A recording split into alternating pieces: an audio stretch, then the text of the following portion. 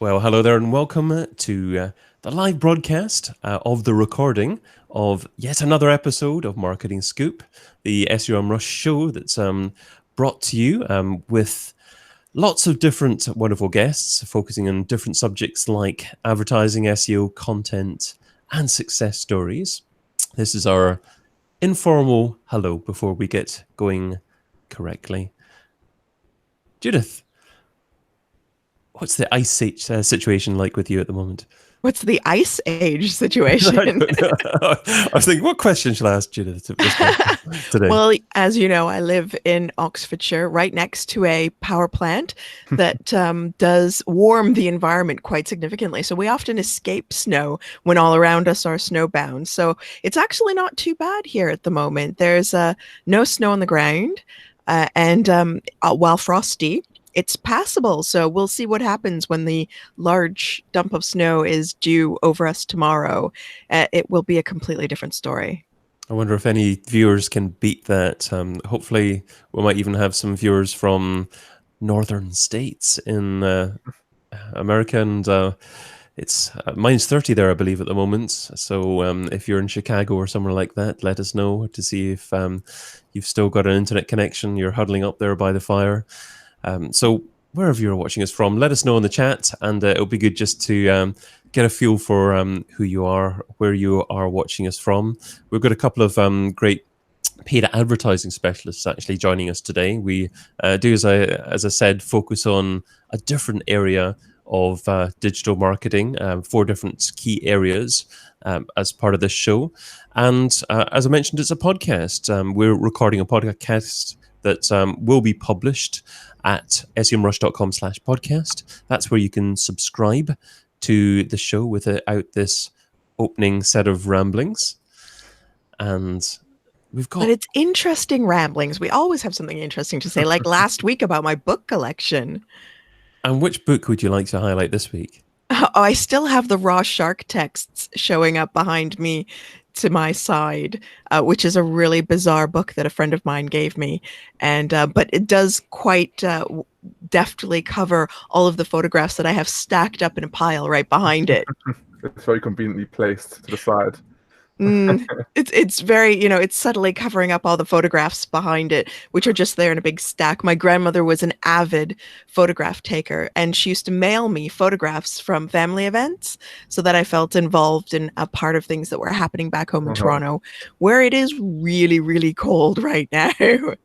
So we've got Francisco from Mexico City. I don't think it's that cold there at the moment. I'm sure it's a lovely temperature. I'm sure it always is, just about. But we're seeing some viewers coming in, so I reckon it's just about time to start the official podcast. So we'll get going with the introductions here, and you can find out who our guests are today. Marketing Scoop Season 2, Episode 16. What paid search activities should you be automating in 2019? Broadcasting live in the SEO Rush YouTube channel, this is Marketing Scoop. I'm David Bain. And I'm Judith Lewis. And welcome to the SEM Rush show that reveals the latest digital trends and technologies that impact your marketing strategy. Together with industry experts, we delve into SEO, advertising, and content marketing to uncover the ultimate recipe for digital marketing success. Let us meet today's guests. First up, a lover of all things digital. A man who specializes in paid media, but has been known to dabble in the dark arts of SEO.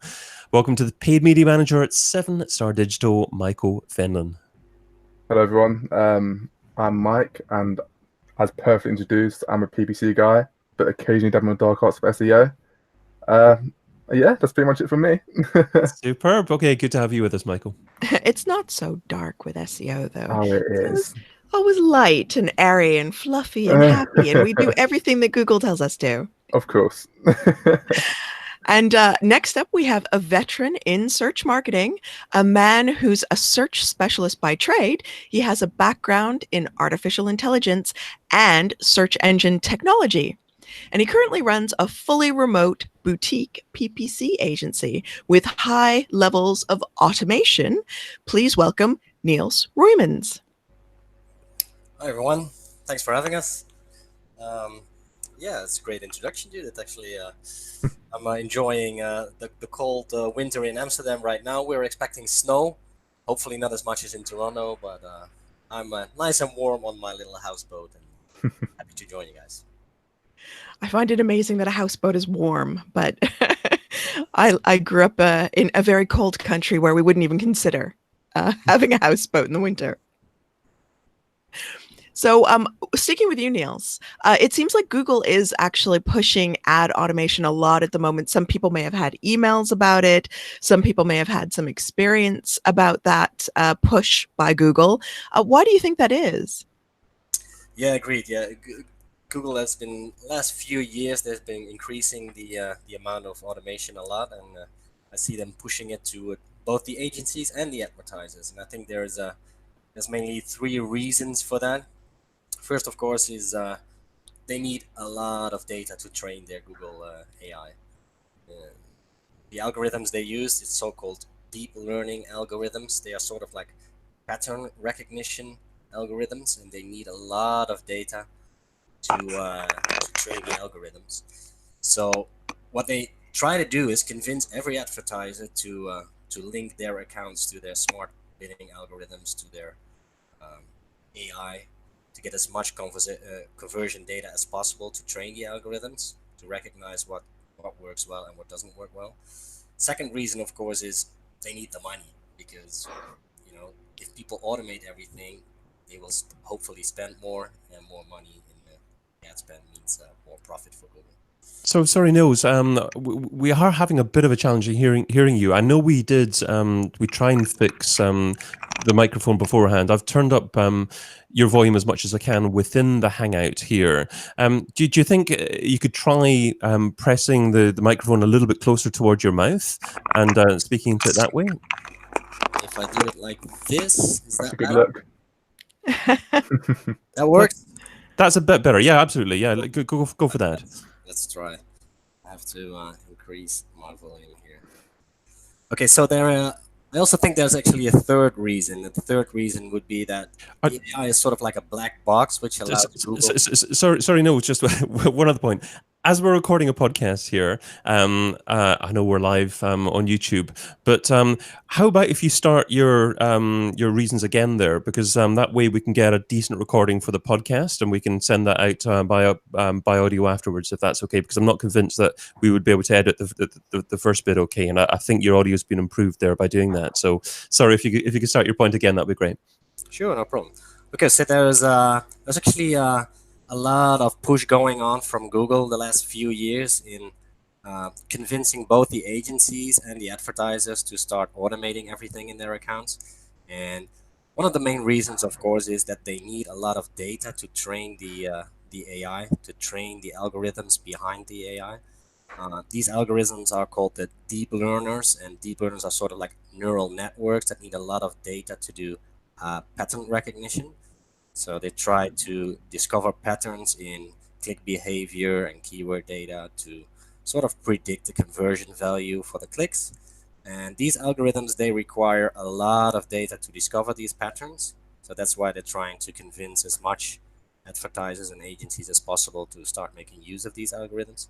And then there's a second reason, which of course is that they need to make a lot of money, because in the end, if the more the advertisers start using these algorithms, hopefully they will spend more money on the Google platform, and Google makes a lot more profit. A third reason, which I think is a bit worrying, is the fact that the algorithm's sort of like a black box, which allows Google to, well, not really make changes that will be of dramatic impact to the ROI of the advertiser, but it allows them to sort of like do things that are not very obvious if it's in their own interest or the interest of the advertiser.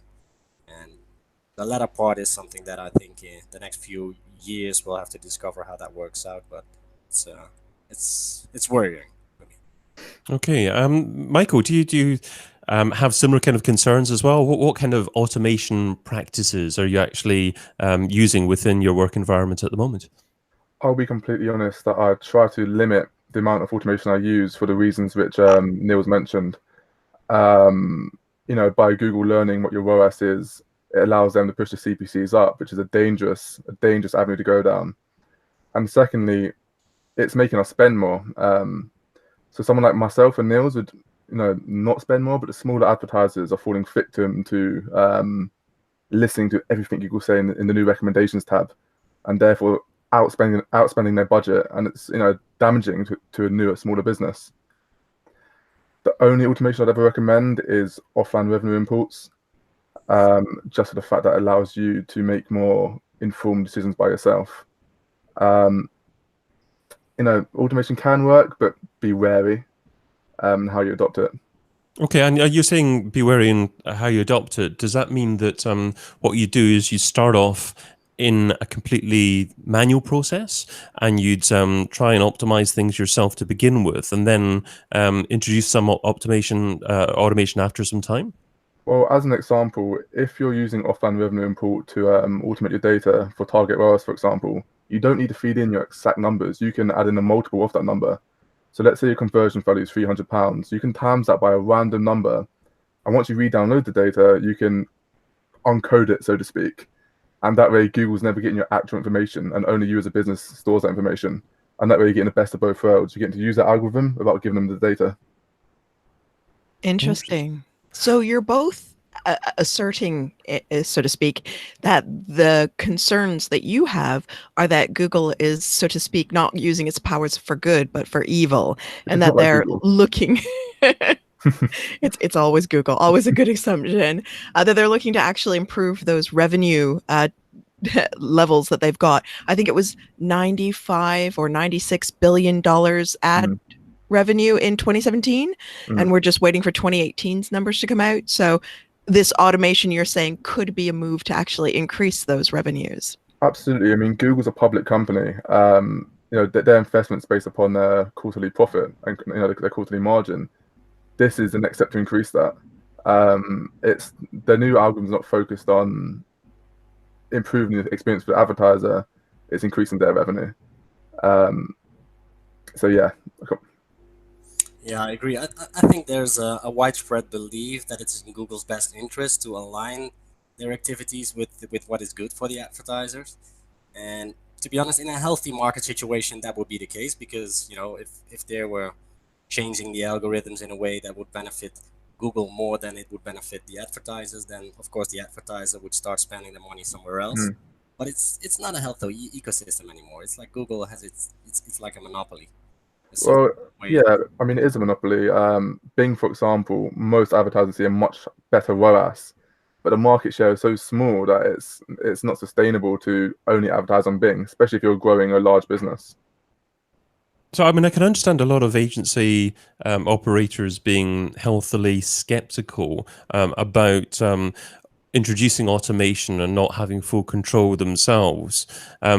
But is that not perhaps what it is? A little bit of distrust, but not necessarily based on being factually the situation that automation isn't necessarily as efficient? Because I've heard some people say before that just release the machines and they need a little bit of time to learn. But once that learning's done, then their way of doing things is going to be more efficient than you have done before. Nils, is that not the case? Do you still have to have a significant percentage of manual inputs into your campaigns? Yeah, definitely. And I think it's also wise to make a distinction between the automation you do yourself on your own end and the automation that Google is pushing on us. I mean, the latter form is like what we discussed. Google is trying to improve, well, their profit, but also the performance of the accounts that are poorly managed. As in, there's many small to medium businesses that have accounts that are not properly managed, and I completely agree with Google's ambition to increase the quality of these accounts by using AI techniques and maybe even automatically changing stuff in the accounts. But there's also a lot of other accounts that are properly managed by PPC professionals that do not immediately benefit from these algorithms. They could benefit from automation, especially if you use stuff like automated rules or Google Ad scripts, or even your own bidding algorithms that are provided by third-party tools. But in order for you as a PPC professional to discover what is working well, you need to do a lot of testing, which is still is manual labor.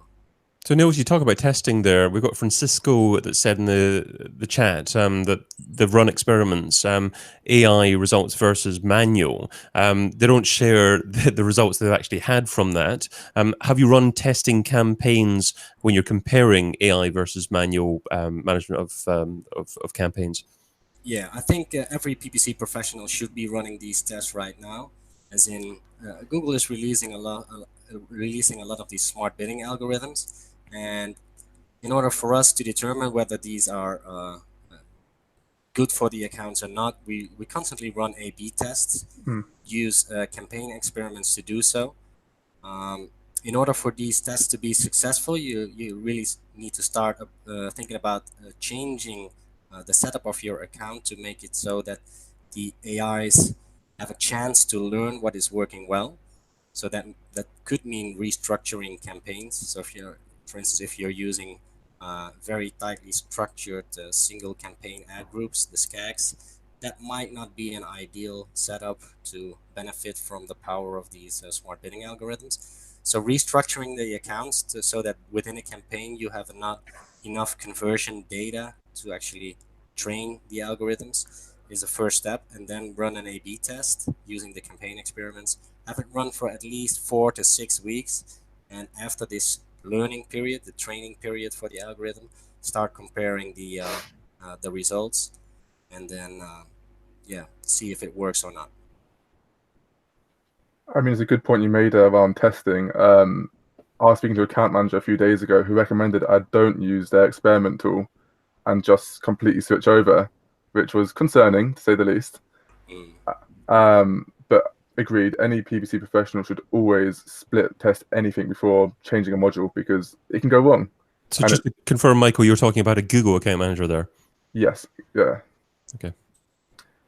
So it's interesting that you're talking about split testing. I know one of the things that I love are there are some scripts out there that help you with your A/B testing and whatnot. But obviously our audience is at different levels. Some of them know what scripts are, and some of them don't know what scripts are for PPC.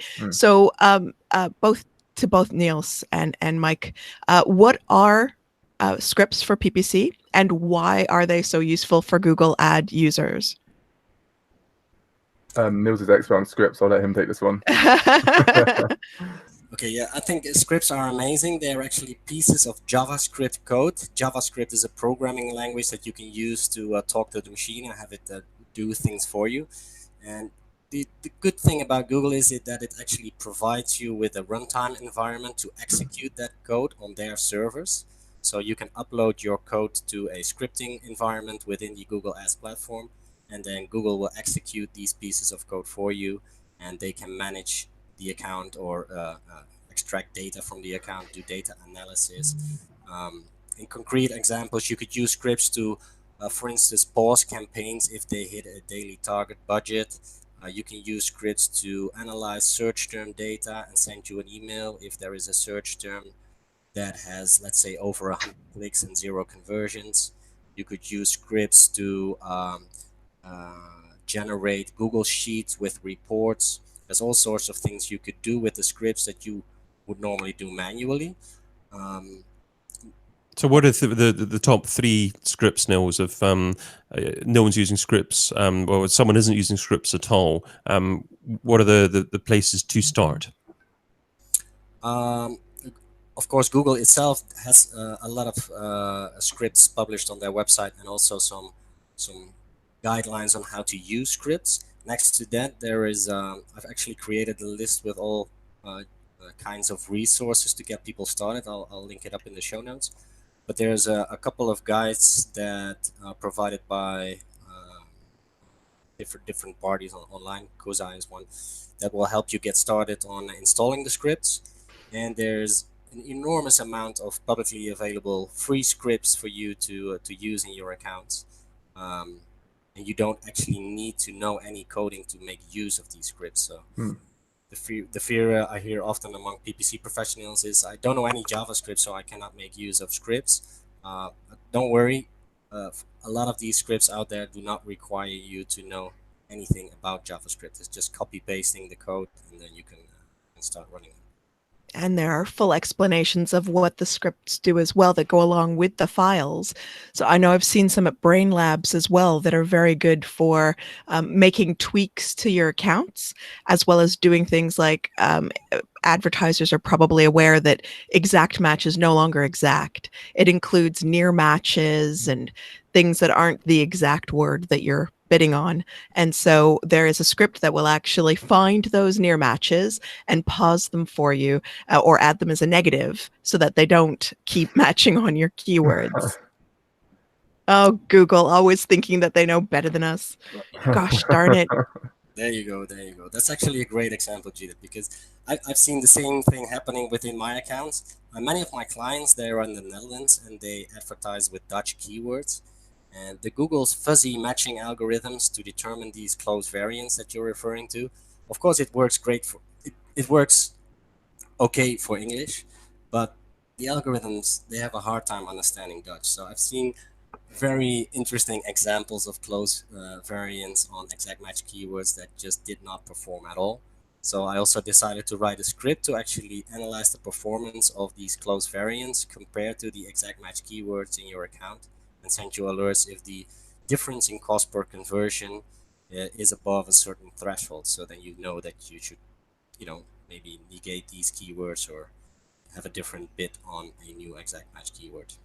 Yeah, I think once our listeners start delving into what scripts are available for PPC, they'll see how valuable that type of automation can be on their account without getting scary or into Google's, hey, let us control everything for you, and we'll do it really well, promise, even though we don't know your KPIs. But is AI the way that the industry is going, and do people not ultimately have to embrace at least an element of AI as part of their campaigns moving forward? And surely campaigns are going to get less competitive if people insist on doing everything manually. I think there will be Luddites who will always ignore progress and innovation. So people that will not embrace automation, will not embrace Google's AI, they will have a tough time to compete in the next few years. I think that it's if you're still doing bid management 100% manually on bigger accounts, that really is a waste of your time. But are there certain industries that it's more appropriate to be manual, and other industries that are more appropriate to be leaving it to the machines? I think that is the case. When you have businesses with multiple conversion levels, you have a micro conversion and actual conversion, 5 different levels of conversion. It's quite hard to automate that, especially when there's budgets and multiple partners involved. If you work in lead gen, it takes a certain manual input. But I completely agree with Nils that there needs to be some form of adoption. You can't be completely manual in 2019. It's not sustainable. Of course, there are parts that are still very hard to automate. One of the famous examples is creating ad copy. Google is trying, and there are some automatically generated ads in some places. But if you really look at it, it's, to be honest, it's rubbish. It's Asian Greek to me. Computers are not really at the moment, Google are looking for users to submit multiple headlines and descriptions, and they'll select what they view as the best one, I guess, based on conversion rates. Are we going towards a stage where they're actually going to auto-generate text, or is that still a few years away? Well, they're actually already trying to do so.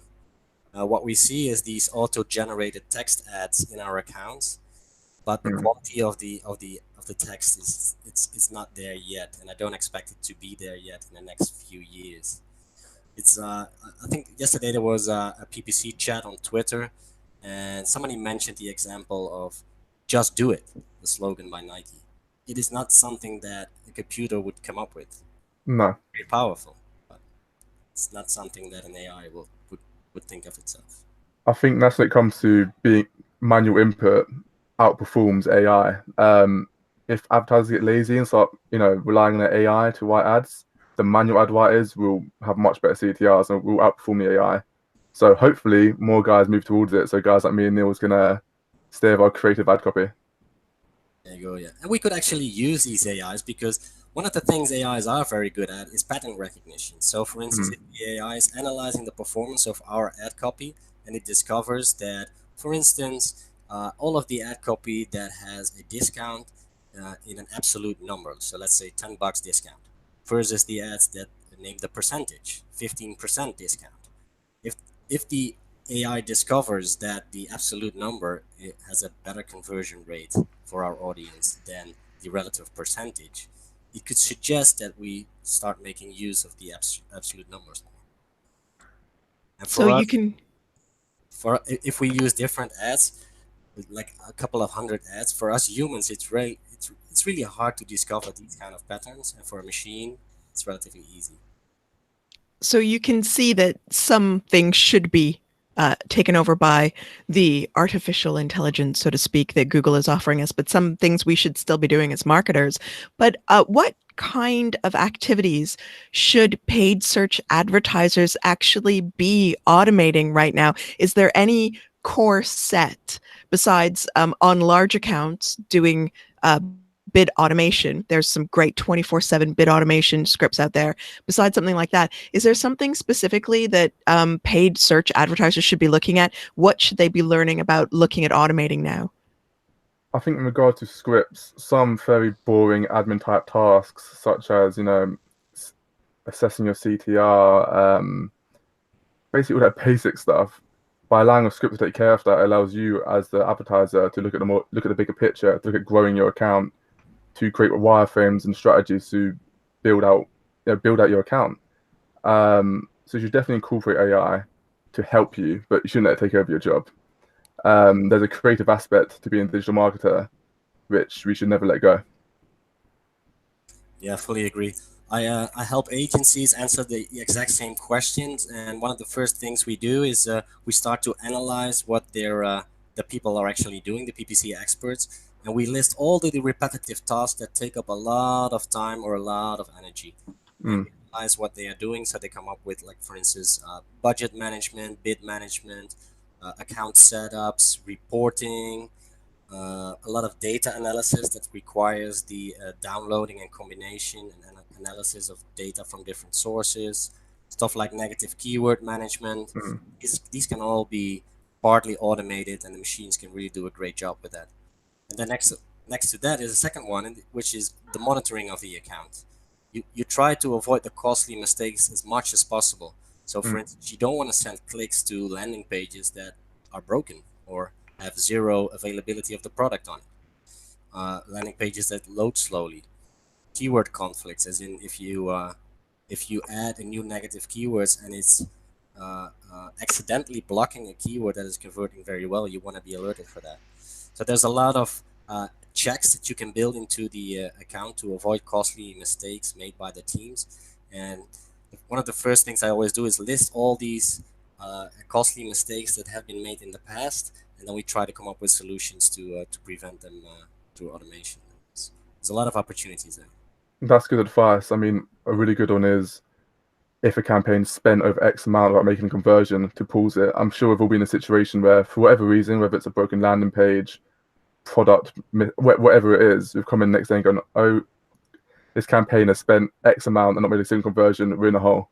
We've all been there, and automation can prevent that. So, in short, damage control.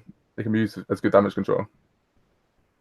We've got one question in the chat saying how important is auction-based bidding versus the traditional approach of bidding, i.e. looking at keyword performance and adjusting bids. Nils, have you got any thoughts on this one? Could you repeat the question, please? How important is auction-based bidding versus the traditional approach of bidding, i.e. looking at keyword performance and adjusting bids? Not sure I really understand the question, because every bid goes into Into an auction.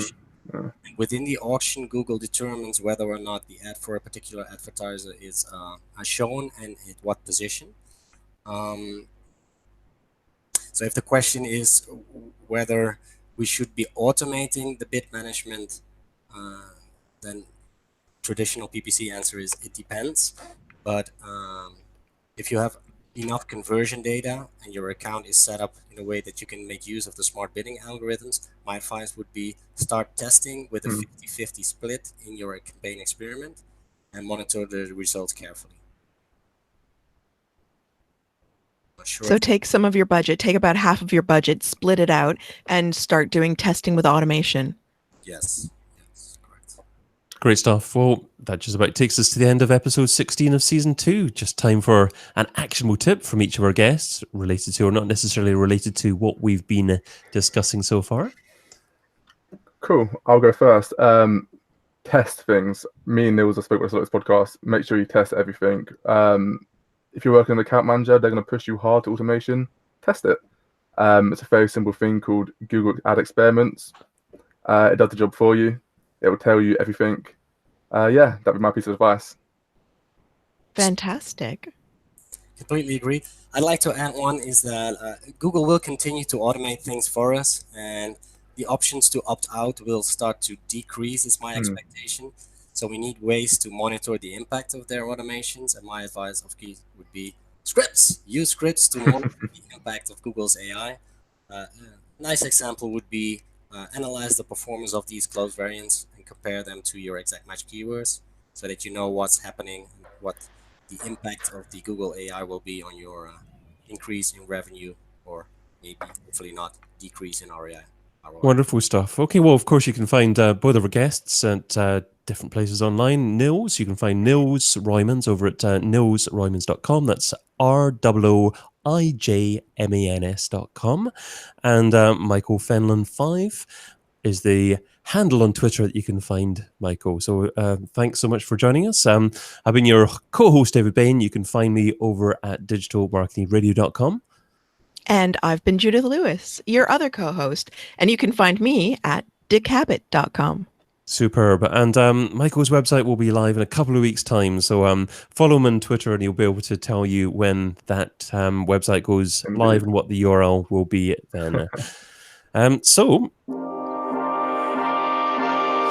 we'll be recording the next episode, Season 2, Episode 17 of The Scoop, at the same time, same place, the SEMrush YouTube channel on Wednesday the 6th of February, for a show that will focus on whether or not links are still important for SEO. I'm not sure if you'll have an opinion on that, Judith. Well, I think not only will I have an opinion on links, I think everyone in our audience will as well.